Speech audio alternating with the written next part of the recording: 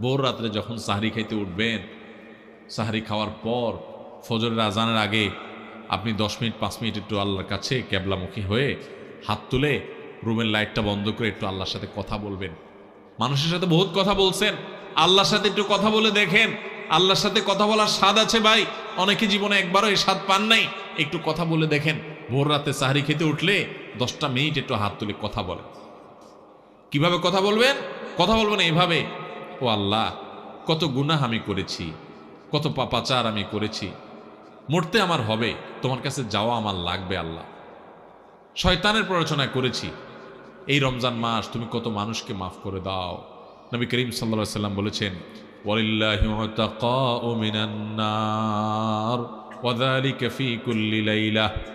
রমজানের প্রত্যেক রাতে আল্লাহ তাআলা অনেক মানুষকে সাধারণ ক্ষমা ঘোষণা করে দেন, যে যাও অমুক অমুক অমুক অমুক, যাও তোমাদেরকে মাফ করে দেওয়া হলো, জাহান্নাম থেকে মুক্ত ঘোষণা করে দেওয়া হলো।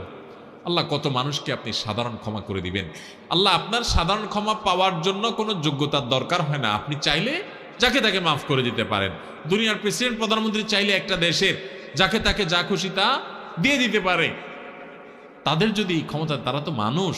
আল্লাহ আপনি তো মহান সৃষ্টিকর্তা, আপনি তো চাইলে আমার সব অপরাধগুলো মাফ করে আমাকে ফেরেশতা বানায় ফেলতে পারেন, পারেন না আল্লাহ?